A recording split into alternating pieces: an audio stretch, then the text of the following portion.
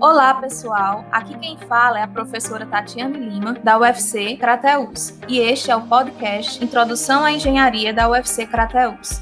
Hoje estamos com o engenheiro civil Francisco Osni Enéas da Silva, que vai falar conosco sobre a área de recursos hídricos.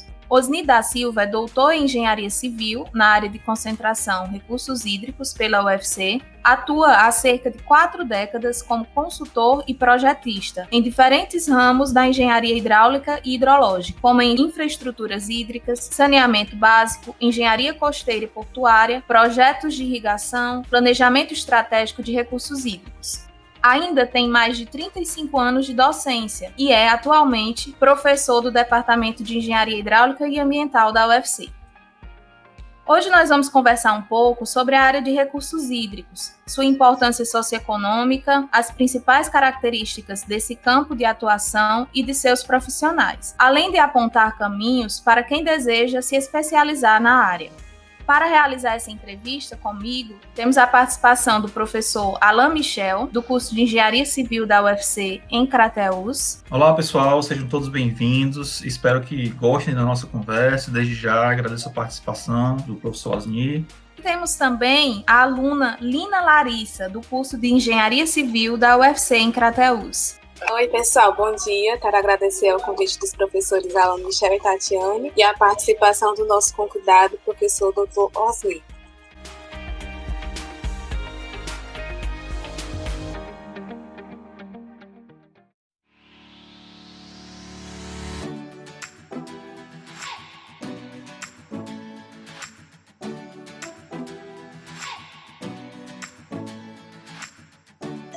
Professor, nós gostaríamos de iniciar a nossa conversa pedindo que o senhor fale um pouco de você, da sua carreira profissional, de sua formação, onde você trabalhou e também de seus principais projetos. Bom dia a todos. Primeiro quero agradecer ao Alain pelo convite especial. O Alain foi inclusive nosso aluno, né? Então são gerações que se sucedem. A gente fica muito feliz porque no momento que a gente está quase que pendurando a chuteira, né, como diz na boca da aposentadoria, a gente sabe que os nossos ex-alunos estão aí tocando para frente o barco com muita propriedade, com muita eficiência, e eu fico muito satisfeito. Realmente é um dos momentos que mais me dá prazer é exatamente isso. Quando eu vejo o Alain, quando eu vejo outros professores, como a Andréa, todos ex-alunos já com doutorado concluído, pós-doutorado engatilhado, e tocando o barco como sempre. Então, na verdade, a engenharia é uma sucessão de gerações, sempre. Falando então um pouco sobre mim, essa questão da engenharia, eu acho que foi uma questão de vocação. Desde criança eu brincava com um negócio de engenharia no quintal e tal. E aí eu disse, bom, eu não vou esperar fazer faculdade para ser engenheiro. Então fiz o curso de edificações na Escola Técnica Federal, que hoje é o IFCE, o Instituto Federal de Ensino Tecnológico. E isso me abriu bastante as portas, porque logo com 16, 17 anos eu comecei a pegar o gosto e a base pela engenharia, inicialmente na área de construção civil. Uma parte, por exemplo, eu era projetista de instalações hidráulicas e sanitárias, que hoje eu leciono essa disciplina. Eu não imaginava que depois, 4 décadas depois, mais de 4 décadas, eu fosse ser professor de instalações, como eu estou sendo já há quase 5 anos, por absoluta ausência de profissão, porque não é minha área a parte de instalações propriamente dita. Mas eu estou pegando lá do que eu fiz em edificações e voltando, reestudando, me atualizando para dar a coisa. Porque a minha parte de engenharia hidráulica são outros ramos, outra parte que eu vou citar. Mas isso foi muito importante, eu acho muito bom começar essa questão do aluno tensionar a sua vocação muito cedo, porque permitiu abrir as portas rapidamente. Por exemplo, quando eu entrei na universidade, fui aluno da Unifor, eu fiz Unifor. Por que eu optei pela Unifor? Porque a Unifor, ela tinha um calendário na época, que hoje a UFC está em pé de igualdade com relação a isso. Mas na época a Unifor, ela podia concentrar a engenharia civil toda num turno, por exemplo, no turno da manhã. E à tarde eu poderia estagiar, trabalhar, que é o que eu necessitava, até para sobrevivência. Enquanto que a UFC, os colegas meus da escola técnica que foram para a UFC, tinham um horário, hora pela manhã, hora pela tarde, eles tinham dificuldade em encontrar o estágio. Então foi por isso que logo no segundo ano de engenharia, já fazendo cálculo 3, eu já entrei me profissionalizando na Geonorte. Vocês devem conhecer o professor Antônio Nunes Miranda, que foi diretor do Centro de Tecnologia da UFC, um dos maiores profissionais de engenharia de barragens do Brasil, conhecido, consultor do Ministério. E eu fui trabalhar em 1980, ou seja, já começando há 40 anos atrás, com o Dr. Miranda na Geonorte, e comecei a ter o contato dos primeiros grandes projetos da área de recursos hídricos, projetos de drenagem, projetos de barragem, para vocês terem uma noção de como naquela época havia um boom da engenharia. Quando eu saí do meu estágio, eu já tinha trabalhado num projeto de 35 barragens, quando eu saí da Geonorte. Então ganhei uma bagagem muito grande. Lá tive o contato com os engenheiros profissionais que hoje são meus colegas, que trabalham comigo, como o professor Atualpa Soares, que é professor aposentado do IFCE. E a partir daí eu não parei mais. Só que eu tinha uma grande vontade para trabalhar sempre na área de recursos hídricos, mas eu fui puxado em função desse primeiro contato com a Geonorte para trabalhar na área de geotecnia. Então, durante 6 anos da minha vida, logo após a formação profissional, eu trabalhei num misto entre a área de geotecnia, com fundações, com barragens, etc. E na área também de construção civil, com um sócio meu, um colega que terminou a faculdade, nós fizemos ainda em torno de 80 obras para o Estado. Então foi bom porque juntou-se essa área de obra de construção civil com a parte técnica da engenharia. Mas aí, logo que eu me formei, surgiu a oportunidade, já que naquela época era muito difícil você ter doutores ou mestres em recursos hídricos. Me lembro que uns 2 ou 3 professores eram mestres. Na própria UFC, no DEA, só tinha doutores. Nessa época, o professor Walter, falecido professor Walter, o professor Suetônio, o professor Nilson ainda não tinha vindo para a UFC, então eram 2 ou 3 doutores só que tinham no Ceará. E aí eles pegavam os profissionais recém-formados, mas que tinham alguma especialização. Daí, logo que eu me formei, eu fui fazer algumas especializações na UFC em engenharia sanitária, por exemplo, foi o único curso que teve na área, me habilitando a trabalhar com a área de saneamento. E surgiu vaga na Universidade de Fortaleza, isso em 1984, para lecionar as disciplinas de saneamento e também de portos. E aí eu entrei. Eu vou aventurar, fiz o concurso, passei e fiquei lecionando portos e a parte de engenharia sanitária. Eu fiquei na Unifor por 28 anos. Foram 28 anos dentro da Universidade de Fortaleza. Depois eu fui para a UVA e depois vim para a UFC. Já vou completar 7 anos de UFC. Então, juntando o tempo aí, já tenho mais do que o tempo necessário para me aposentar. Mas isso foi importante porque dentro dessa área acadêmica eu pude lecionar na faixa, eu tenho na ordem de 18 disciplinas. Todas sempre voltadas para a área de recursos hídricos. Desde fenômeno de transporte, hidráulica, hidrologia, saneamento, irrigação, planejamento de recursos hídricos, a engenharia portuária, engenharia costeira, drenagem urbana, uma infinidade de disciplinas nas 3 universidades diferentemente. Inclusive na parte até de disciplinas básicas, como fui professor de métodos numéricos, matemática aplicada, etc. Eu posso até dizer a vocês que eu poderia ter feito o concurso mais cedo para o UFC, mas por que eu não fiz? Porque nos grandes aspectos que eu optei por o seguinte: na Unifor eu não me desvinculava da área acadêmica e tinha a oportunidade de exercer uma função paralela, o que na UFC é praticamente impossível devido à dedicação exclusiva. Então, eu sempre fui da área de consultoria e professor acadêmico da Universidade de Fortaleza. Em 94, um dos fundadores do primeiro grupo que passou no concurso da Companhia de Gestão dos Recursos Hídricos, a COGE, que inclusive em Crateús ela tem uma subsérie, uma gerência regional. Fiquei na COGE por 15 anos, também fui para o Ministério do Planejamento, concursado. E eu sempre fiquei militando, ora na área do serviço público, no Estado, na COGE, fui servidor federal no Ministério do Planejamento, alocado ao Ministério da Integração Nacional, lá em Brasília, passei só um ano lá e retornei, mas sempre fiquei trabalhando, ora como consultor, mas sempre como professor. E esse é um intercâmbio muito interessante, porque a gente usa muita coisa da academia dentro do ponto de vista da nossa profissão. Então é importante ter esse equilíbrio entre o ensino acadêmico, o estudo acadêmico e a experiência profissional. E eu posso lhe dizer com toda sinceridade que quando eu fui, por exemplo, fazer o meu doutorado nos Estados Unidos, na Universidade de New Hampshire, o tempo que eu tive lá fora, eu fiz um doutorado com uma outra tranquilidade, em função do aspecto da experiência profissional. Porque o americano ele é muito prático. Então todos os grandes trabalhos que tinham lá era sempre com sentido prático. Eu já tinha todos eles praticamente, todos os trabalhos de hidrologia, de hidráulica e tal.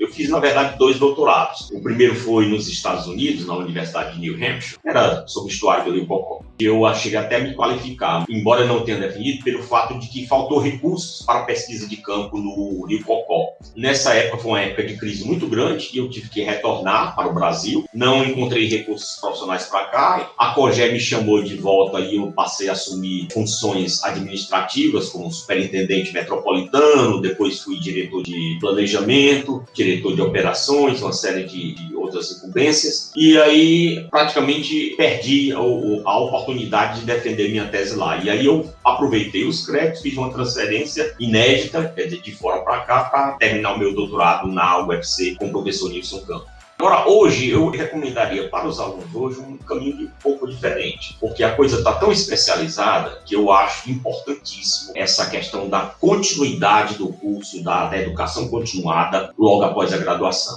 Para vocês terem uma ideia, eu esperei praticamente 10, 11 anos entre a minha graduação e a finalização de mestrado e doutorado. Hoje eu não recomendo isso. Eu recomendo que quem terminar, se quiser seguir a área acadêmica, faça logo o seu mestrado, faça o seu doutorado para ir em frente.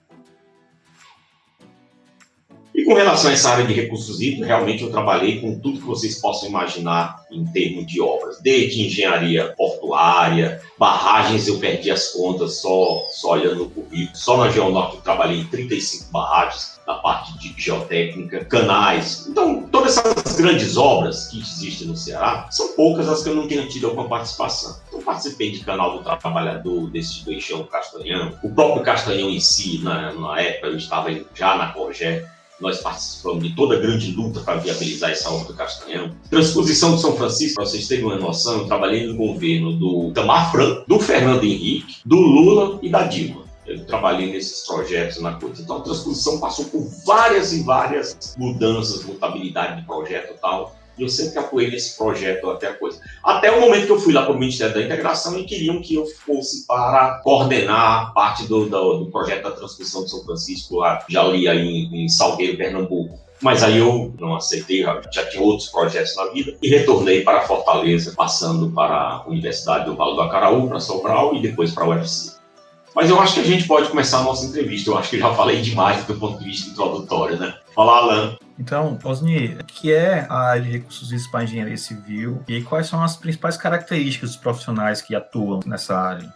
Alan, a área de recursos hídricos é uma área que ela é como se fosse um balaio de gato, porque envolve tudo que você possa imaginar. Para vocês terem uma ideia, por exemplo, eu acho que dos cursos de doutorado que existe dentro da UFC, como no nosso modelo, Departamento de Engenharia Hidráulica Ambiental, o Alan cursou lá, ele sabe, não sei se a Tatiana foi aluna dela. Fui, eu fiz o mestrado lá. Pronto, então vocês sabem que só aquela área de pós-graduação, nós temos lá as áreas de recursos hídricos, geotecnia e saneamento ambiental. Mas por que elas estão ali numa mesma pós-graduação? Porque elas se falam, elas são muito interligadas. Então, hoje em dia, não existe um projeto, por exemplo, uma barragem, em que não envolva profissionais altamente especializados da área de hidrologia, da área de engenharia hidráulica, da área de geotecnia, e da área de saneamento ambiental, porque os impactos ambientais relacionados a uma barragem são enormes. Por exemplo, de elenco em termos de obras de grande porte. Talvez a obra de maior porte que possa existir na área de recursos hídricos são usinas hidrelétricas. E eu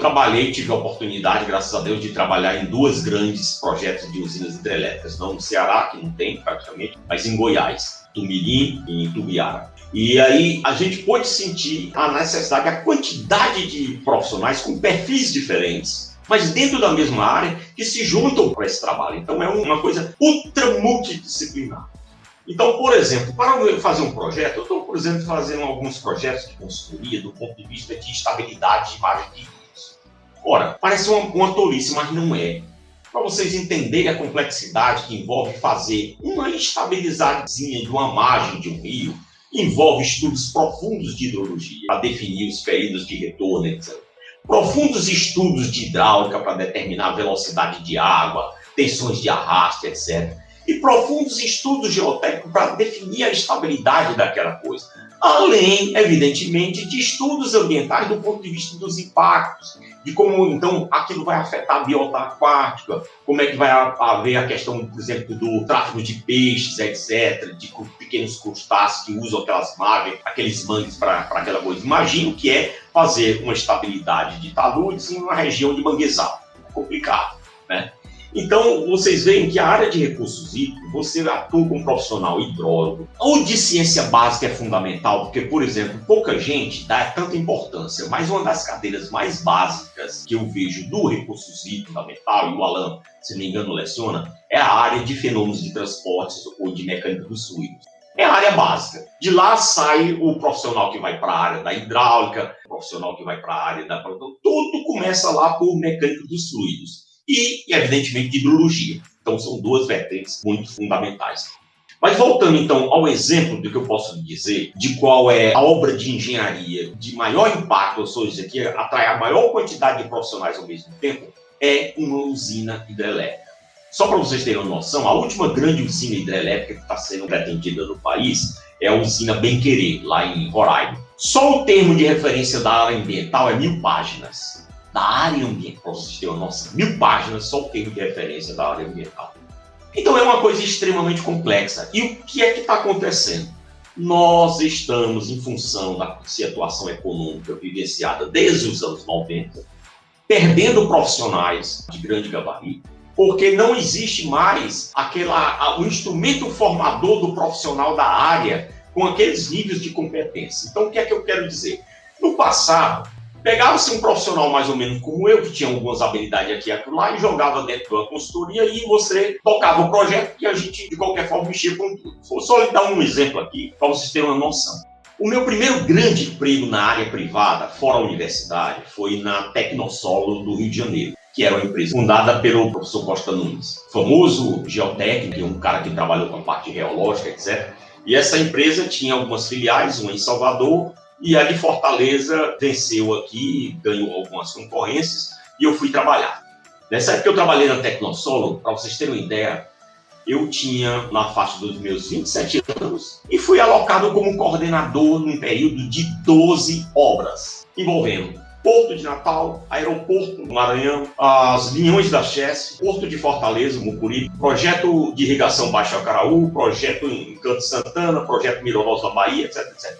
Um único profissional, com 27 anos de formado, pegando 12 projetos de coordenação. Por que isso? A deficiência de profissionais que tinha. E mesmo assim, naquela época, para vocês terem uma noção, o nosso grupo, a nossa sala técnica tinha 37 engenheiros. 37 engenheiros numa sala técnica. Na verdade, era um prédio. Hoje em dia, para vocês terem uma noção, para esses mesmos tipos de trabalho, as consultoras não têm mais do que 4, 5, 6 ou 7 engenheiros. Naquela época se justificava porque nós não tínhamos a quantidade de software ou a informática, era primária. Nessa época que eu estou falando, o computador, por exemplo, que eu fui trabalhar na minha dissertação de doutorado, era um AT286, cuja memória máxima era 405K. Era por aí. Então, os computadores da Prológica, etc. Então, você fazia aqueles programas em Basic, tudo era em Fortran, etc. Então, precisava de muita mão de obra. Hoje em dia, com esses softwares que você tem, um único engenheiro que tem alguma habilidade na coisa, ele consegue fazer isso com muita rapidez. Então, na verdade, nunca mais vai haver aquele boom da engenharia das décadas de 90, 2000, em que as grandes consultoras tinham na faixa de até, me lembro bem que a Engevix chegava a ter 250 engenheiros no quadro. Olha o que são 250 engenheiros consultores, não é brincadeira. Hoje, não passa de 25%, 10%. Então, aí o que é que acontece? Por conta disso, o profissional que vai trabalhar na área de recursos hídricos, ele é cada vez mais demandado em termos de multidisciplinaridade. Ele tem que entender de hidrologia, ele tem que entender de hidráulica, ele tem que entender um pouco de geotecnia, tem que entender de saneamento ambiental. Quando eu falo em saneamento ambiental, eu estou sendo bastante amplo, não é só o saneamento básico, mas a parte ambiental propriamente dita. Então é preciso muita especialização para atuar na área de recursos hídricos. Por isso que eu hoje digo que é essencial para quem quer trabalhar nessa área uma especialização precoce. O que é que eu chamo de especialização precoce? Terminou a faculdade, escolha a área que você vai trabalhar, faça então um mestrado logo, comece pelo mestrado, evidentemente, para o doutorado em seguida, e aí vai assim. Porque senão você não vai ter aquela habilidade necessária para isso. E profissionais como eu estão saindo do mercado. Estamos morrendo. Quantos colegas eu já perdi, entendo da coisa? E a tendência é essa, é cada vez mais essa geração nova, que precisa, né, entender isso, mas a felicidade é que tem muita gente boa se formando, muita gente boa, tá? Mas esse povo precisa de duas coisas fundamentais: formação específica e experiência profissional. Aí começa o gargalo. Porque essa área depende muito da economia do país, principalmente de recurso público. Então, falando das principais características dos profissionais que atuam nessa área, é a multidisciplinaridade. Você pode até atuar de uma forma pontual em algumas soluções se você tem um mestrado só na área ambiental, ou tem um mestrado só na área hidrológica, etc, etc. Eu até digo isso para o Alan. O Alan, eu ensinei hidrologia e hidráulica para ele. Hoje em dia, o Alan sabe mais hidrologia do que eu, e está provado isso. Porque ele especializou mais, tem trabalhado mais nessa coisa. Eu ainda continuo na história da multidisciplinaridade. Eu tenho que pensar em poço, tenho que pensar em engenharia costeira, tenho que pensar em hidráulica, tenho que pensar em engenharia fluvial, tenho que pensar em bombas. Hoje na UFC, lá eu estou dando só as disciplinas optativas. Me libertei. Aliás, só tem essa de instalações hidráulicas, que ela é obrigatória, e eu estou ministrando. Mas eu estou ensinando a parte de engenharia hidráulica fluvial, engenharia costeira, que é optativa, portos é optativa, bombas e estações elevatórias também é optativa. Ou seja, pegando os profissionais que já estão saindo da faculdade, em termos da coisa, e mostrando um pouco da experiência que nós temos.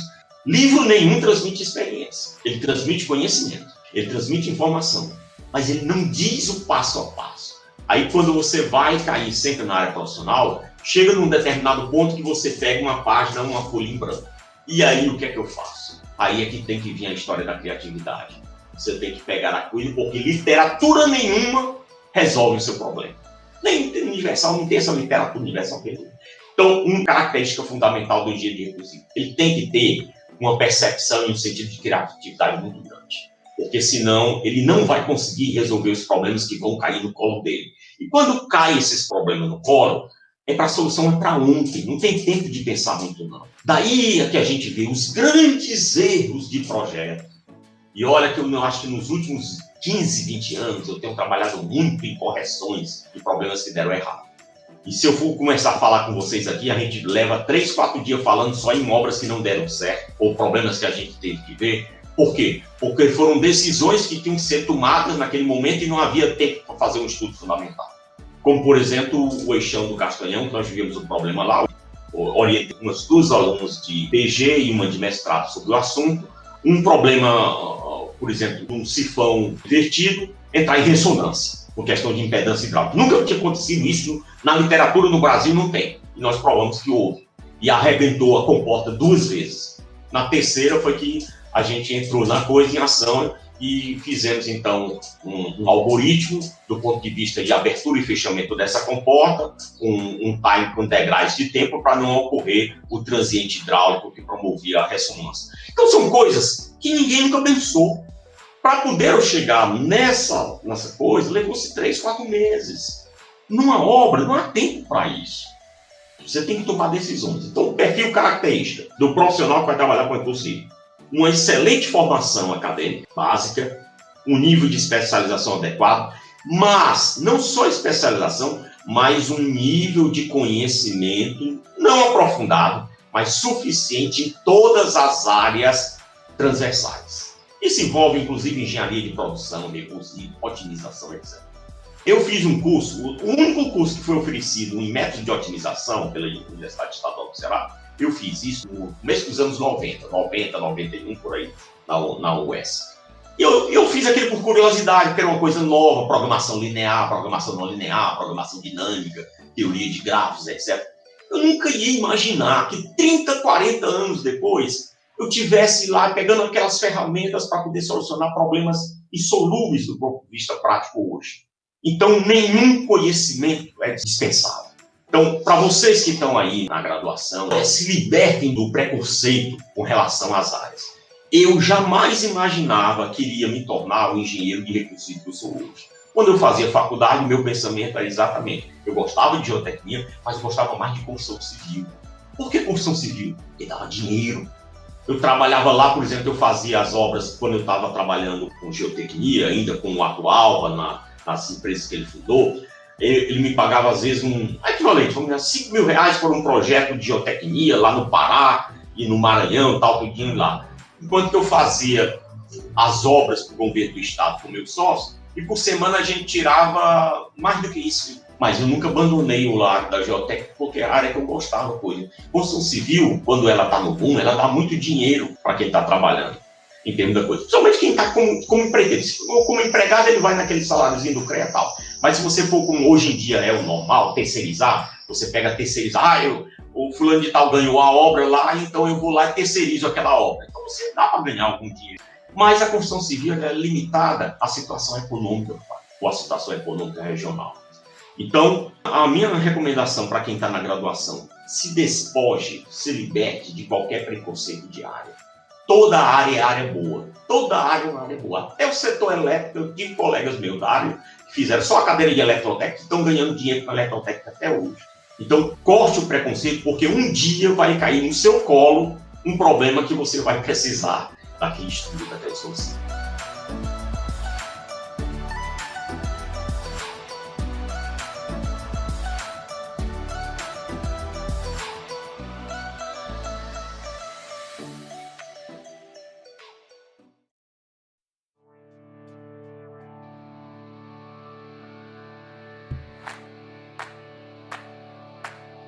Professor, o senhor já falou sobre, mas quais são as principais atribuições do engenheiro nessa área e com o que ele trabalha? Esse com o que ele trabalha é muito amplo, né? Na área de engenharia hidráulica, tudo, praticamente. Desde canais, barragens, projetos de irrigação, projetos de drenagem urbana, projetos, inclusive, como na minha área, da área de engenharia costeira, da área de engenharia fluvial. Então, é um mundo enorme que precisa de um cara que tenha conceitos de domínio da água. Lina, o que acontece é o seguinte, todas as obras que tenham alguma água no meio, precisa do cara que conhece recursos e tal. Exemplo, no começo eu fiz muitos, na época eu estava com o Dr. Miranda e com o atual, eu fiz muitos projetos de drenagem permanente de subsolos de edifícios. Hoje é uma coisa bastante comum, mas era um projeto de drenagem no subsolo, como aqui teve tribunais aqui na área do centro da cidade de Fortaleza, onde você tem uma areia quase de praia, aquilo ali era a região de baleia, você encontra tudo aquilo. Então é uma região com areia muito porosa em termos disso. Então infiltra a água, mas às vezes tem uma camada de argila por baixo, ela impermeabiliza e eleva o nível do lençol freático. E esse lençol freático invade as garagens, invade etc. Você precisa fazer rebaixamento. Hoje todo prédio praticamente ele já vai com essa coisa. No passado não tinha isso. Então, até mesmo na construção civil, você precisa de um técnico especializado na área de recursos hídricos quando vai fazer um rebaixamento permanente de lençol freático, etc. Então, tudo que tem água no meio, e eu digo isso, o Alan conhece esse meu discurso, que eu dou desde sempre. A água, você tem que tratar como um ser vivo, porque ela é inteligente. Ela sabe onde o engenheiro está errando. Você pega um canal como o do Trabalhador, 115 quilômetros, todo perfeito, acordidinho. Um trechinho só, onde se faz um bueiro e tem um formigueirozinho ali, daquelas formigas vermelhas, né? Aquelas chamadas taúvas. Elas começam a cavar ali a tudinha, aí dá uma trinca no bueiro, uma trincazinha. Ora, aquela trincazinha vai ser um ponto preferencial de percolação da água que infiltrou pelo revestimento do canal e um dia pode acontecer um colapso. Aí, buf, rompe naquele ponto e 115 de canais fica dependente daquele trechinho de 5, 6 metros que houve aquele problema. Ou seja, não existe corrente mais forte que o seu elo mais fraco. E é como eu digo, a água ela é um bicho, um ser vivente. Ela adivinha onde o engenheiro vai errar e goza com o engenheiro que errou. Eu posso dizer inúmeros exemplos aqui para vocês de fatos que aconteceram nisso, onde o engenheiro pensa que fez tudo correto, tudo como está na literatura, tudo como está nos manuais, e apenas um detalhe mínimo de nada é o ponto onde a água diz, é aqui que eu vou pegar esse engenheiro. E ela pega mesmo. Então, água é um bicho, um ser vivo que tem que ser domado e domesticado, tal como você compra um pastorzinho alemão, um pitbull, e aí contrata um treinador para ele, para fazer a coisa. Pensem a água como um ser vivo, porque ela é. Vocês talvez não tenham muito costume de estudar na academia os problemas que já houveram. Você, por exemplo, tem uma adutora de aço de 1.400 milímetros, por causa da altura da gente, uma espessura dessa aqui, 3/8 de polegada, você pega uma picareta e fica martelando o dia todo, mal arranha aquele aço. e aí vem um golpe de ariete, aí a bicha fecha assim, papoca, como se fosse um saco de pipoca que você enche e estoura de uma vez. Aí a bicha colapsa, entra em regime inelástico e acabou-se. E o prejuízo aí de 15, 20 milhões por denox e tal. Eu vivenciei todos esses aspectos. Então, o problema é esse. Aonde com que ele trabalha, onde tiver água, teve água no meio, chama o cara de recursos hídricos. Eu digo, não é uma caixa d'água, eu estou falando qualquer obra, drenagem, tem que ter um especialista, o cara que domina as leis de hidráulica. Porque uma das coisas que Deus nos permitiu é construir o mundo pela matemática. Porque as coisas, aquelas equaçõezinhas, aqueles jacobianos, aquelas coisas, existem, na verdade, de fato. Você vai estudar, por exemplo, difração numa bacia portuária, é a coisa mais linda do mundo. Toda em equações jacobianas, funções gama, funções beta. Então, a matemática existe, ela foi construída para isso. E aí, quem é o cara que é responsável por pegar lá aquela ciência pura da matemática e trazer para aplicação prática? Um cara chamado engenheiro. Tem várias definições para engenheiro, que é aquela história dele, a definição do Abraham Lincoln, é o cara que faz por $1 o que os outros só conseguem fazer por 3, 5 dólares, seja lá quanto for, 10 dólares, ou seja, o cara que economiza. Mas isso é uma visão econômica da engenharia, e não é. Existe uma visão técnica fundamental. O engenheiro é que interpreta entre a ciência pura, da física e da matemática, e a prática. É esse cara que faz essa tradução. Pega aquelas noções básicas. Por que é que nós hoje batemos uma matéria? Olha, desde a minha época de professor da Unifor, nos idos dos anos 90, que o pessoal fala em tirar cálculo do currículo de engenharia, cálculo 3, porque não ficar só até cálculo 2, fazer só um ano de cálculo e a partir daí... Gente, isso é suicídio. O pessoal diz, por que eu tenho que estudar matemática aplicada? Por que eu tenho que estudar a equação de Laplace? Gente, depende do nível que você está trabalhando. Se você vai trabalhar como engenheiro, mestre de obras, isso não vai servir para você, não. Mas se você vai trabalhar com água, vai servir, sim. É fundamental, é fundamental. Então, a ciência básica, ela tem que estar lá no esboço, no começo do curso da engenharia. Então, mecânica dos fluidos, a física aplicada, a matemática pura, tudinho, ela precisa estar na base do curso de engenharia civil. E o engenheiro civil é o cara que eu estou dizendo, vai fazer a tradução entre o fenômeno que ele precisa resolver, da engenharia prática, e usar a ciência pura, a matemática e a física, para fazer esse entrelaçamento. Então, a área de recursos hídricos é isso, é tudo que mexe com água.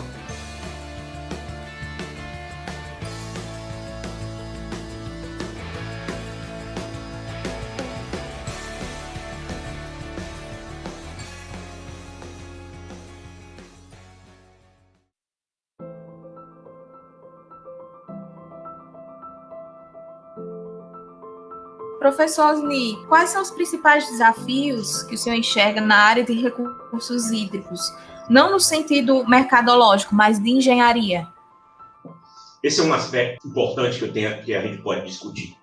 Aquelas frases, né, de efeito. A engenharia resolve tudo, tal, etc. Concordo. O professor meu, até de cálculo, dizia que a engenharia só não pode botar um prédio em cima de um palito de fósforo, porque ele não tem resistência. Mas desde que você construa um palito de fósforo com resistência suficiente para segurar um prédio, ele fica em pé. O engenheiro é capaz de colocar. Eu vou dizer o seguinte, existem soluções de engenharia para tudo.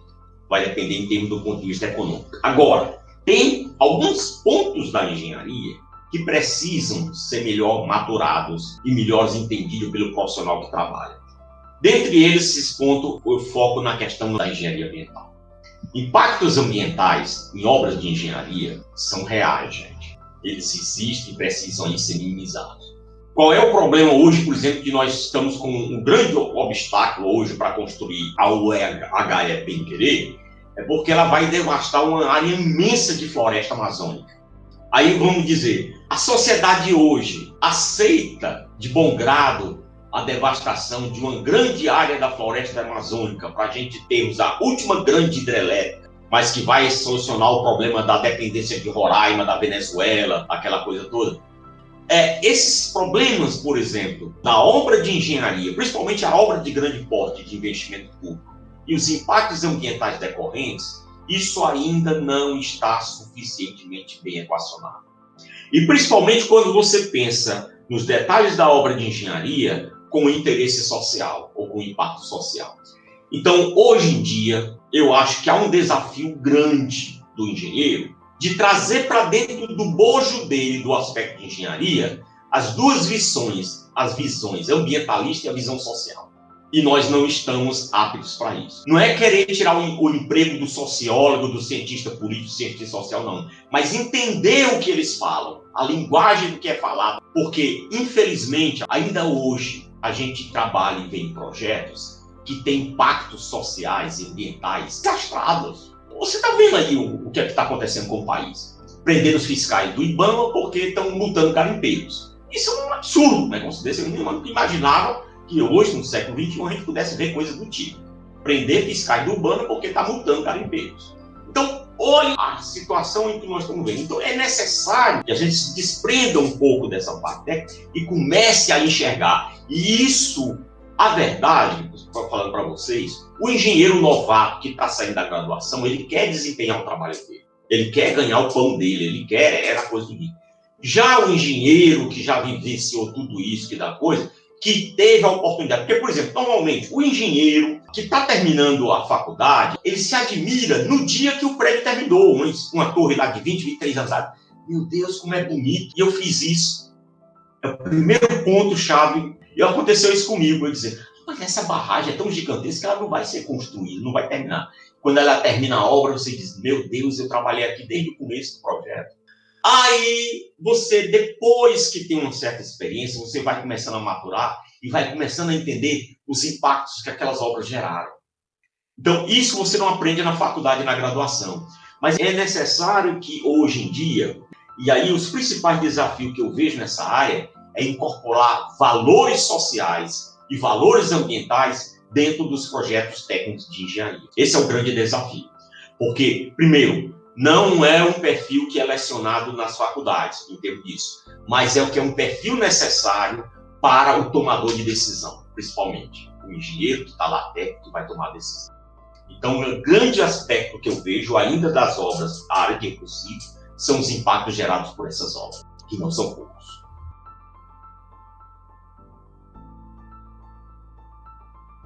Então, professor, quem são os principais clientes dos projetos relacionados a recursos hídricos? Público, privado? Para quem que a gente trabalha?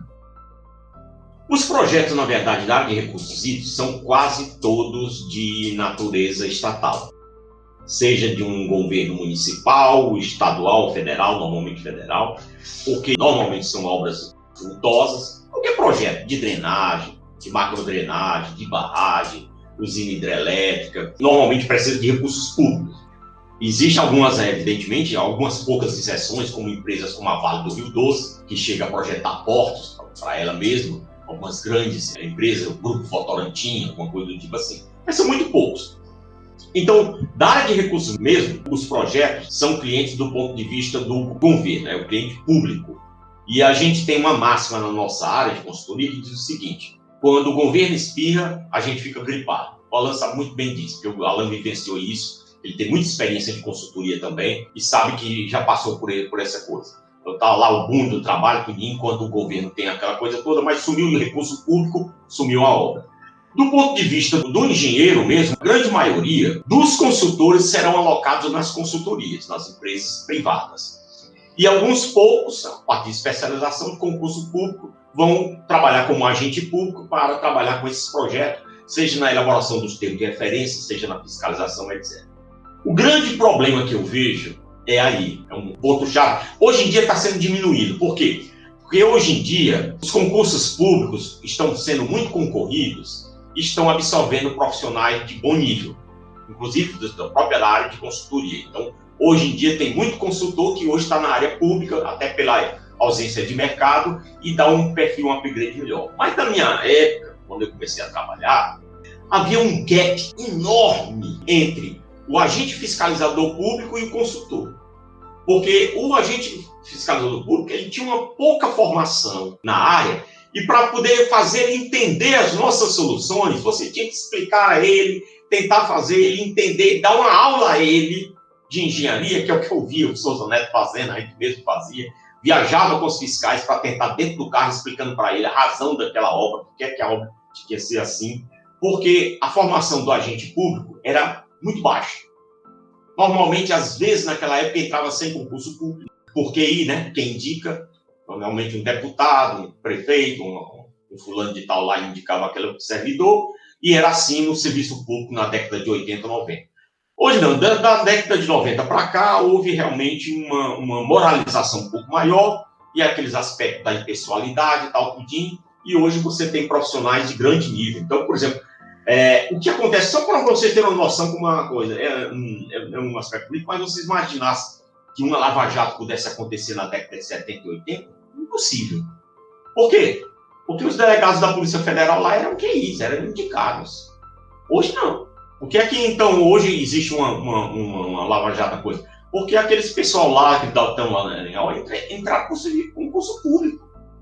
No passado não era assim. Né? Então, isso valorizou muito. E hoje o agente público que está trabalhando nessas áreas tem uma formação melhor.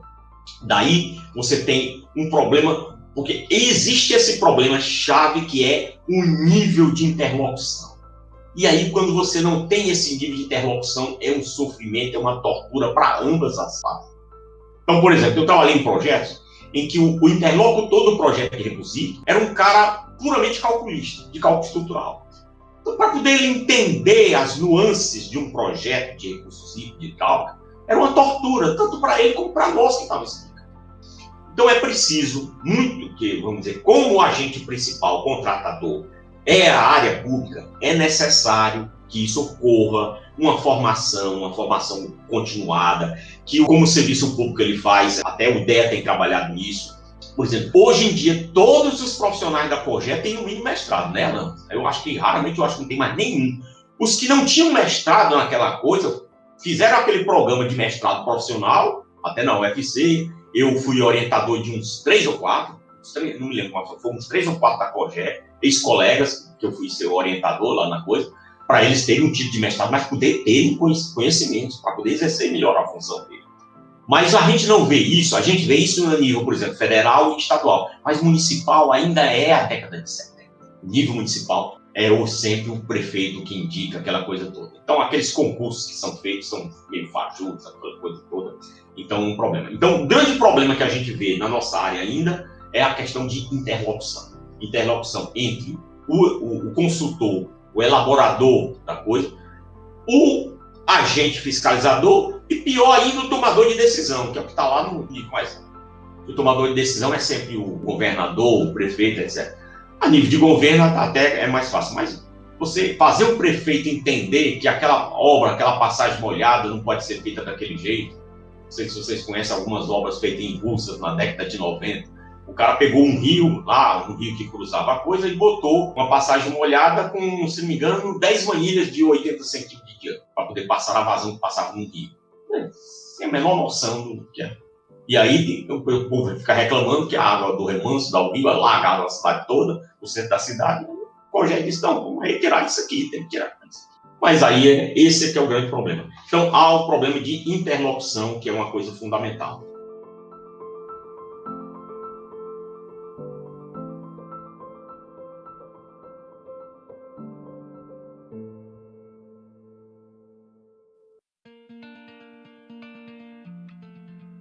Em termos sociais e econômicos, qual é a importância da área de recursos hídricos para a sociedade?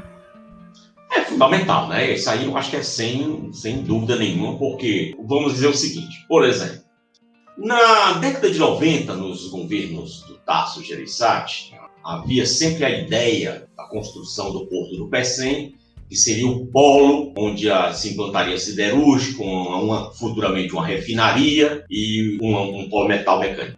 Naquela época, tinha sido feito já um protocolo de intenções com uma refinaria do Texas.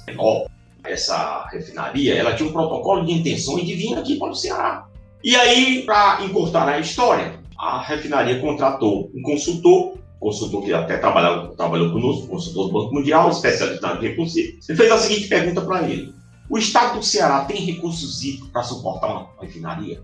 Naquela época não existia nem o Castanhão, e nenhuma coisa. Era o Oroz, Anabuiú, aquelas coisas. Aí, evidentemente, ele disse: não existe. Eles não têm água nem sequer para abastecer a região metropolitana de Fortaleza. Foi a partir daí, o governo viu aquele, caímos em cima dos projetos estruturantes fundamentais, que eram a construção do Castanhão e a transposição de São Francisco. Castanhão está construído, e aí foi construído o eixão Castanhão RMF, o principal vetor. Por quê? Porque tinha que ter lá do reservatório, mas o vetor de transmissão lá, que não podia ser o Rio Jaguari, nem o Canal do Trabalhador, porque o Canal do Trabalhador só podia ter uma capacidade. Veja bem, o Canal do Trabalhador foi uma obra magnífica, feita em 90 dias, em função do colapso do começo da década de 90 de Fortaleza. Um canal de 115 km feito em 90 dias, que era para transportar 6 metros por segundo, e hoje ainda só consegue transportar 3,6 metros por segundo, 3 bombas em vez de 5, porque ele transborda, porque não tem declividade suficiente. Não tem declividade suficiente a água. Ali assoreia rapidamente, e com assoreamento a água transborda. Então não poderia fazer uma transposição para a região metropolitana de Fortaleza, da ordem de 20 metros por segundo, pelo Canal do Trabalhador. Tinha que ser feito um novo eixão. Então, o que é que eu digo o seguinte? O impacto, o desenvolvimento econômico de uma sociedade, principalmente no semiárido como o Ceará, depende da água. Por que é que o Ceará avançou tanto no PIB em relação a outros estados, como a Paraíba, como o Rio Grande do Norte, o Piauí? Porque foi pensado essa política de água, que nos outros estados não existe. Então, os recursos hídricos foram fundamentais. O programa chamado Progeri, que antes inicial era para construir 42 barragens, foram construídas, se não me engano, 23 ou 26. Mas essas barragens foram fundamentais. Aí mesmo em Crateús foram feitos vários reservatórios, o Barra Velha, são vários que foram feitos nessa época.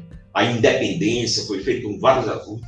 Essa seca que nós tivemos agora, nesse grande período, 2012, 2017, só não foi mais desastrosa, trazendo as recordações de quem é da minha época, que tinham os chamados flagelados. Então, quando vinha seca naquela época, se vocês pegarem da história, tinha os flagelados, que eram os agricultores, o pessoal da zona rural, que ficava sem comida, sem emprego, sem água, ia para os centros urbanos, promovia saques, assaltava o comércio, aí a polícia. Teve uma época que foi preciso construir campos de concentração para esse pessoal. Na verdade, as frentes de trabalho, se você pegar a história, eram campos de concentração de homens, mas aí lá eles iam para aquelas frentes de trabalho, que era mais um campo de concentração, e dava aquele alimento para a família e aquela mixariazinha dele, mas era para poder evitar o saque no comércio. Então, essa política de recursos hídricos que nós adotamos da década de 90 para cá, com a construção desses 20 e tantos reservatórios, com a construção do Castanhão, com a construção dos sistemas, impactou fundamentalmente na resiliência da sociedade do Ceará às secas, coisa que não aconteceu em outros estados. Então, nós temos trabalhado até com um projeto do Assis, lá da Agência Nacional de Águas, os projetos do sistema do Piranha-Açu, a gente vê o colapso, quanto sofreu aquela comunidade. Por quê? Porque não tinham reservas estratégicas de água. Então, recursos hídricos é fundamental para a sobrevivência humana. E essa questão da política correta dos recursos hídricos, da política de reservatórios e da movimentação da água entre esses reservatórios, como tem esse projeto Pingo d'Água, tem um projeto, o Malha d'Água, que está sendo comprado, o projeto do CAC, etc., são fundamentais para dar a sustentabilidade econômica e você fixar, inclusive, o homem no campo, naquele local dele, que é a agricultura, etc. Então, sem água não tem agricultura, sem água não tem desenvolvimento industrial, que precisa de água. Haja vista aí, a siderúrgica precisa de no mínimo 2 metros por segundo o tempo todo, teve disso. É essa ordem de grandeza. Então, recursos hídricos é fundamental para o desenvolvimento econômico e social e a estabilidade social de uma região. Não tem nem o que discutir isso. É fato histórico. Aí não é fake na coisa, não, é fato histórico.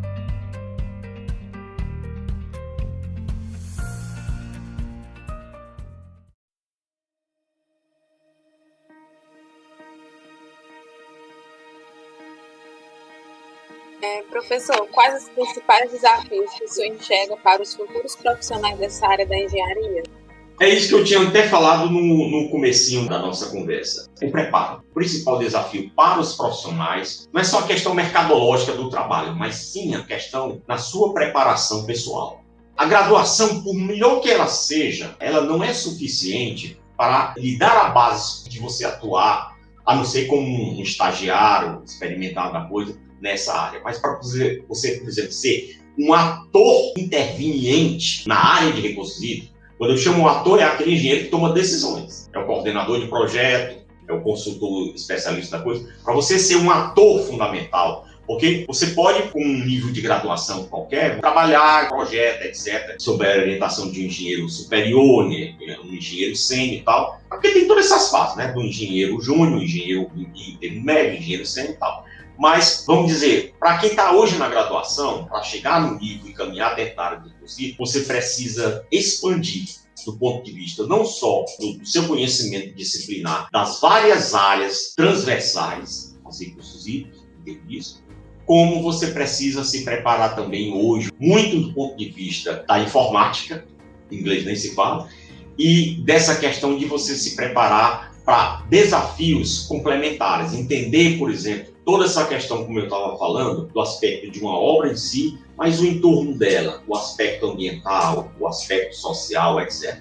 Porque aí você passa a ter um insight, ganha um insight e você vê a coisa como um conjunto. Então, engenharia, hoje em dia, tem 2 desafios grandes. Primeiro, para você defender uma dissertação de mestrado ou uma tese de doutorado, você tem que ser especialista, tem que focar um assunto, tem que focar naquele assunto lá. Tá? Mas para você ser um profissional da área, você precisa ter a visão holística, a visão do conjunto. Esse é o grande desafio do profissional. Então, o desafio do profissional é sair da especialização, do foco. Então, por exemplo, eu fiz o meu mestrado. Seu mestrado foi o que não? Foi no desenvolvimento do estudo para combater a cianobactéria, através do método tal. Tudo bem, você fez aquele estudo para combater a cianobactéria com aquela tecnologia, tal. Você ganhou seu título de mestre, tá. Mas se você ficar restrito àquilo dali, a não ser que seja uma visão puramente acadêmica sua, você vai ter que morrer naquele trabalho lá, porque é assim, vai publicando sempre aquela coisa. Mas se você quer trabalhar na área de recursos, aí é um pouco mais do que acadêmico. Você tem que conhecer outros lados, é um pouco mais holístico.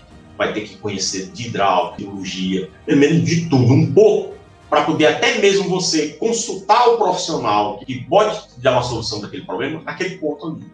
Então, eu tenho, hoje em dia, ainda hoje, como professor, mesmo TE, certo? A gente é chamado a dar opiniões em pontos bem específicos. Chegamos aqui, esbarramos, tem um degrau aqui. Ninguém sabe como é que dá esse salto, ou como contorna. Aí chama um profissional mais experiente para poder lhe dizer, não, eu já fiz isso aqui, deu certo assim e tal. Porque há um grande aspecto. Às vezes você chega, tá caminhando, e aí chega num degrau bem aqui. Esse degrau é um ponto-chave fundamental. Por exemplo, esse degrau aqui, eu quero dizer o seguinte, se eu não desapropriar esse pessoal aqui, eu posso correr o risco de comprometer 100 mil famílias para cá. Mas então aqui eu vou intervir com a vida de 2.000, 3.000 pessoas. Gente, isso não é um problema de engenharia, isso é um problema social. Mas é um problema de engenharia porque é uma decisão de engenharia que vai dar esse impacto. Então, eu cheguei num ponto aqui onde o ponto não é a engenharia, que a solução está aqui presente, mas é os impactos sociais. Ou você mexe com centenas de famílias para cá, ou pode comprometer milhares de famílias para cá. Como é que você faz? Então, como dizia Santo Tomás de Agostinho, a virtude nunca está nos extremos, está sempre em algum lugar pelo meio. O Alan sabe dessa história. A virtude nunca está nos extremos, né? Nem muito ao céu, né? Nem muito ao inferno, mas ficar aqui pela terra mesmo e tentar descobrir um ponto. Então, o grande desafio profissional futuro é incorporar essas visões das áreas transversais nas suas tomadas de decisões e no seu aprendizado. O profissional que começa um projeto de recursos hídricos, ele não deve se ater, isso é uma coisa de quem tem 4 décadas de trabalho com isso, de ver só aquele projeto específico, mas ele tem que procurar entender os impactos daquele projeto, ou o que é que eu precisei de outras áreas transversais que tem a ver com o meu projeto.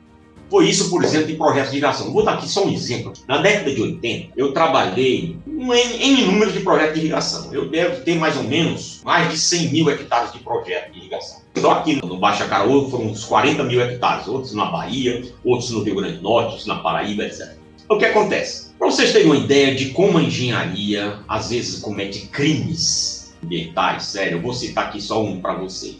Houve um projeto na Bahia, Minas Gerais, ali naquela região da Bahia da coisa, chamado Projeto Jair. Esse projeto previa a irrigação de 100 mil hectares. Gente, 100 mil hectares são 100 mil quadras de 100%. Para vocês terem uma ideia, enquanto a nossa transposição de São Francisco aqui é uma brincadeirazinha de 20 e poucos metros cúbicos por segundo que vem para o Ceará, só para o projeto Jaíba, era 80 metros cúbicos por segundo.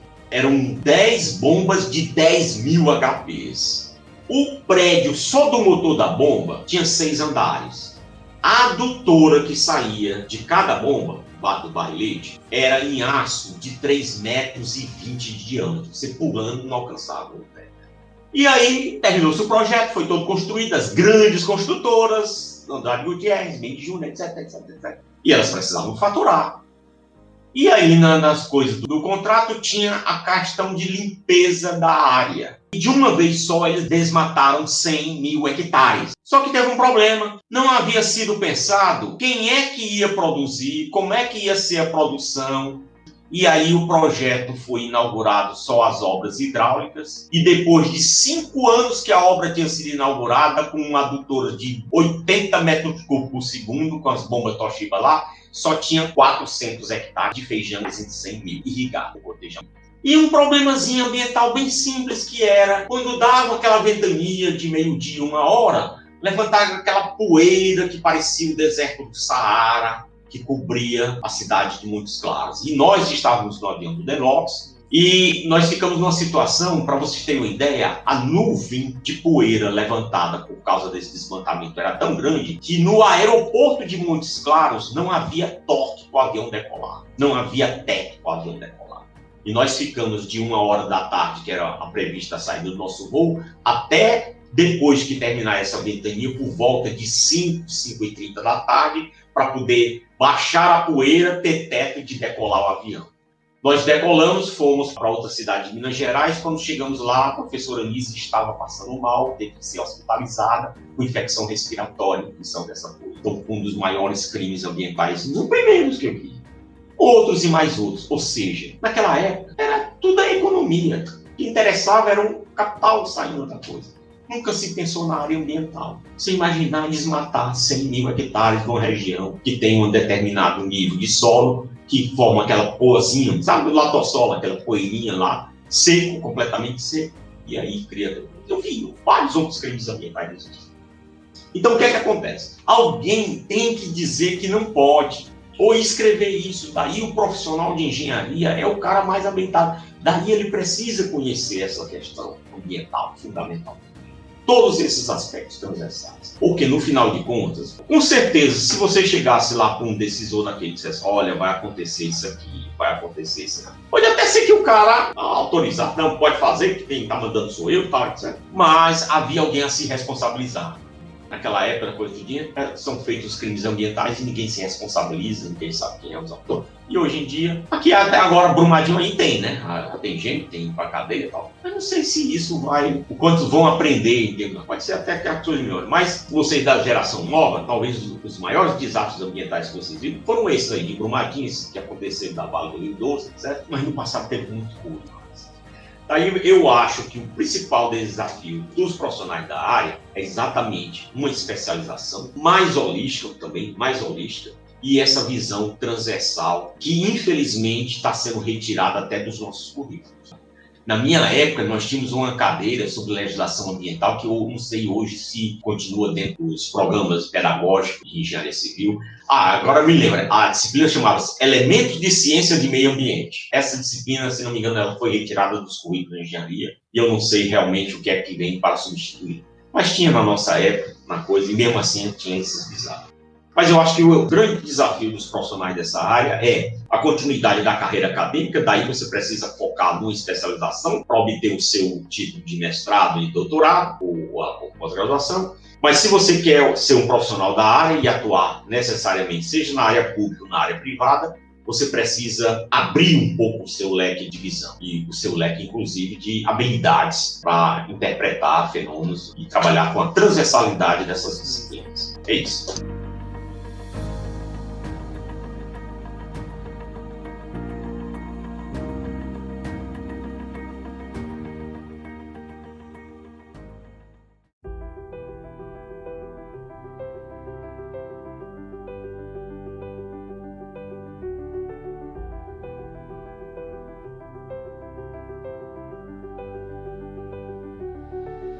Professor, vamos começar a falar um pouquinho sobre a formação de quem gostaria de entrar nessa área, se especializar nessa área. Então, eu queria primeiro saber, você já falou um pouquinho no início, mas como foi que você saiu dessa área de geotecnia, construção civil e entrou realmente na área de recursos hídricos? As disciplinas que você mais gostava, como foi que houve essa migração? Foi interessante, porque as disciplinas que eu mais gostava, eu sempre gostei muito da área de engenharia portuária, você sabe disso, somente de hidráulica. Então eu gostava muito de hidráulica, hidrologia na área de portos, e o meu conhecimento também de hidráulica era das duas vertentes, tanto a hidráulica de condutos forçados, de canais, etc., a hidráulica fluvial e a hidráulica costeira. Mas a minha entrada mais na área de recursos foi quando eu realmente, depois de quase 7 anos trabalhando com a geotecnia, a Tecnosolo do Rio me chamou para fazer os estudos geotécnicos do Baixo Vale da Caraú. E quando eu fui começar os estudos como engenheiro geotécnico, o Souza Neto, que era o coordenador lá, conversou comigo e em pouco tempo ele percebeu que a gente tinha outros conhecimentos da coisa. E ele me chamou para ser o ajudante dele, eu fiquei como braço direito dele. E aí, o braço direito dele era basicamente a área de hidráulica, tinha ali de hidráulica pura de irrigação. E aí comecei a entrar nessa área dos recursos e nunca mais me saltaram. Então deixei de ser um geotécnico e passei a focar a área dos recursos. E quando eu fui fazer as primeiras especializações de mestrado, exatamente foi na área de recursos. A minha dissertação de mestrado, nem me lembro mais, mas foi sobre vertedores de barragens. Mas é isso. Agora, as disciplinas básicas, olha, para quem quiser começar com recursos hídricos, tem que estudar bem 3 disciplinas. Mecânica dos fluidos, hidráulica e hidrologia. Comece com essas 3. O restante é derivado. Você entendendo, você tem conhecimentos bons de hidrologia, que é fácil, hidrologia não é uma disciplina difícil. Eu não sei porque o pessoal acha difícil, mas não é. Hidrologia e hidráulica se conversa muito. O Alan se lembra, o Alan foi meu monitor de hidráulica, não foi, Alan? Fenômenos transportes hidráulicos. Meu curso de hidráulica foi feito pelo aluno Alan. Pronto, só para você entender. Meu curso de hidráulica era feito na unidade 1, 2 e 3, ainda hoje eu tenho, pelo aluno Alan de graduação. Você vê como o Alan era já bem esperto naquela época. E aí ele já sabia que eu disse, Alan, tu vai em frente, vai. E não foi, acertei, né? Pois é, mas eu acho que é isso, sabe? As áreas principais que, na graduação, a partir da coisa, o aluno começa a ter o primeiro contato com a área de mecânica dos fluidos. Mecânica dos fluidos é tão lindo, gente, é tão lindo. Eu sei que é um pouco complicado, mas não tem nada mais importante na mecânica dos fluidos do que você ser capaz de escrever as equações da continuidade do momento nas formas diferencial e integral. Se você me permitir, Alan, dizer o que é que o meu aluno de fenômenos de transporte ou de mecânica dos fluidos tem que entender, embora ele não saiba, ele fique desesperado sem saber o que diabo é aquilo, mas digo o seguinte, se você aprende a escrever a equação da continuidade nas formas diferencial e integral, quer dizer, a equação de quantidade de movimento das formas integral e diferencial, você aprendeu mecânica dos fluidos. Isso vai ser útil pro resto da sua vida. Só que você só vai saber se for para essa vida. Mas se você não aprender, você vai sentir dificuldade. E vai sentir dificuldade. E vai sofrer. Não. Então, quando o professor Alan estiver lá na aula de fluido ensinando para vocês hidrostática, aquelas equaçõezinhas pequenininhas, centro de pressão, gente, aquilo é só o beabá. Ele está só fazendo assim, né, mostrando o enfeite da árvore de Natal. Procure saber como é que foi montada a árvore lá, que é espetacular. E ela é a base de tudo. Um cara que faz muito bem a disciplina de fenômenos de transporte de mecânica dos fluidos, ele já sabe hidráulica. Ele já sabe que a hidráulica, na verdade, é um detalhamento à parte, da parte de condutos forçados, de orifícios, de vertedores, etc, etc. Mas todos os fenômenos estão lá na mecânica dos fluidos. Está tudo lá. E quando você começa a analisar, por exemplo, engenharia hidráulica de canais, se você não sabe as formas diferenciais, das equações de momento, as formas integrais, quando é que você tem que trabalhar na forma forte ou na forma fraca? Aí é que você vai começar a perceber que você precisa resgatar esse conhecimento.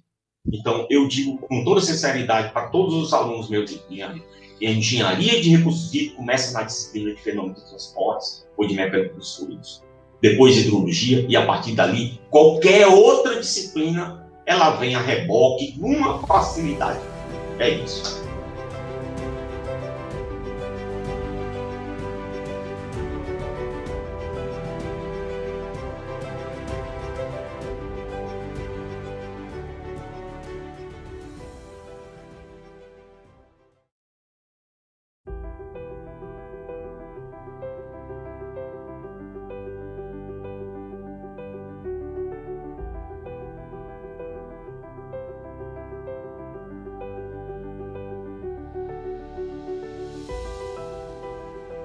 Professor, quais seriam os principais centros de referência da área de recursos hídricos no Brasil? Existe alguma pós-graduação que o senhor indique?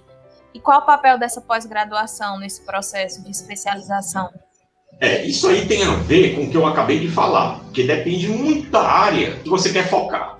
Eu, por exemplo, se eu fosse começar a minha vida hoje, acadêmica, vou lhe dizer com toda seriedade, eu iria começar na área que eu gosto, que é a área de engenharia de estuários, na engenharia costeira. Eu iria para a COP do Rio de Janeiro. Está lá o Paulo Osmo e tal, do.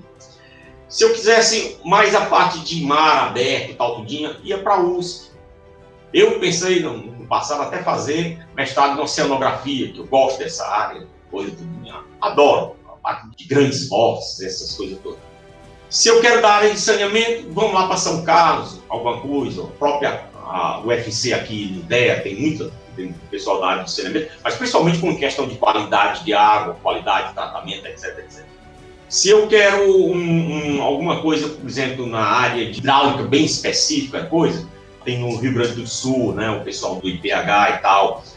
Se você quer, por exemplo, na área de recursos hídricos, alocação, não tem outro lugar no Brasil, é aqui mesmo, no DEA, com o professor Assis, com o Anticiante, com o pessoal da Colheita. Então, depende muito das áreas. Então, na verdade, não é eu diria pelo conceito do curso, propriamente dito. O conceito, isso aí, ele é importante do ponto de vista de captação dos recursos. Porque cada setor tem a sua área de concentração. Do ponto de vista acadêmico, eu dizer, até algum tempo atrás, alguns anos atrás, lagoa de estabilização, quem queria trabalhar com lagoa de estabilização ia procurar o professor Salomão, que na professor Salomão, lá na Federal de Campina Grande, né? Não sei se você lembra disso, o próprio Fernando foi de lá e tal. Então tem tudo isso.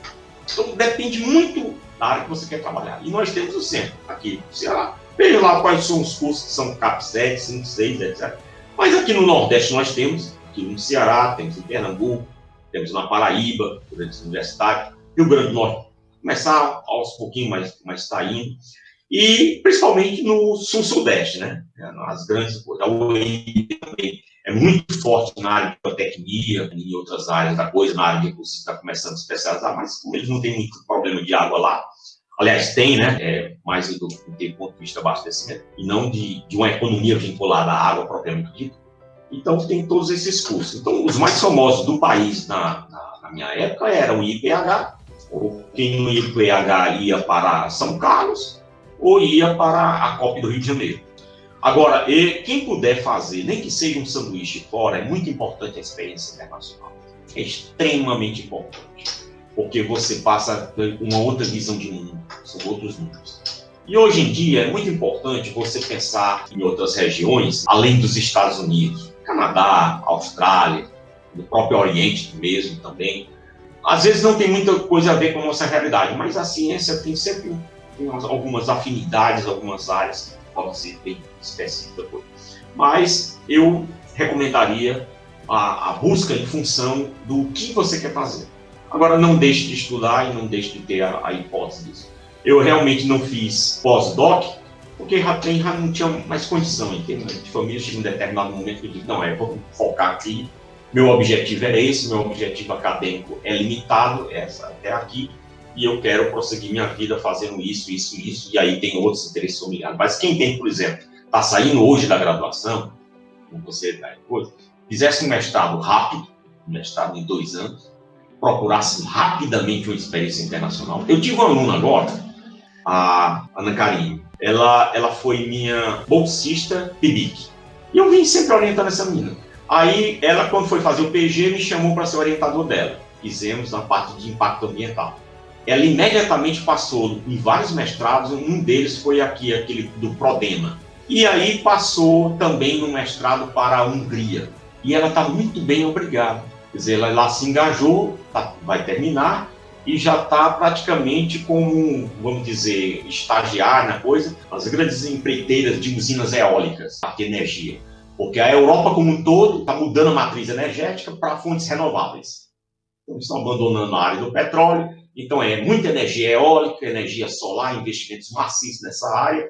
E essas empresas, por exemplo, então a Hungria tem vários polos lá ligados com a Alemanha que estão estudando isso, exportando essas tecnologias para a África, etc, etc. Quer dizer, uma ex-aluna de PIBIC, há poucos anos era aluna de PIBIC, nem sabia nem para onde é que ia começar a coisa que tinha, e hoje já tem um ramo profissional, já tá direcionado. Então, esse é o nosso papel como professor, como docente, é formar pessoas e orientar nesse sentido também. Então, oportunidades tem. O funil fica cada vez mais estreito, né?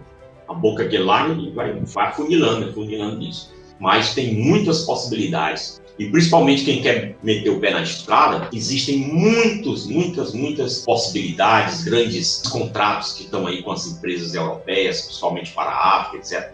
A África ainda é um local meio perigoso do ponto de vista de segurança, em função de algumas regras, algumas religiões e tal, mas existem outras nações que já estão bem mais evoluídas, que precisam formar recursos humanos, engenheiros e ter profissionais com experiência para isso. Então, não foram poucos os convites que eu tive também para ir para a África, para tocar algumas obras, mas eu nunca quis ir depois. Mas, para quem quiser ir, tem. É só sair do nosso mundinho e pensar na frente, sabe?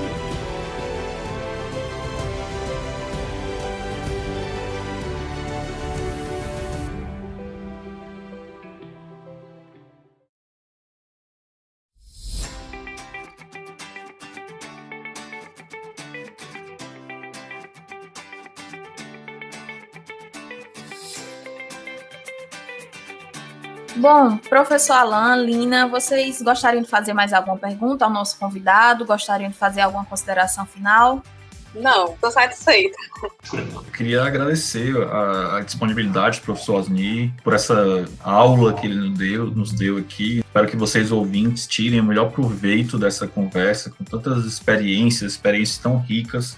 E é isso, basicamente agradecer ao professor pela disponibilidade, pela acessibilidade. Professor Osni, o senhor gostaria de fazer alguma consideração final, deixar alguma mensagem para os nossos alunos? Por gentileza, pode ficar à vontade, finalizar. Ok, obrigado. Bem, primeiro eu queria agradecer, né?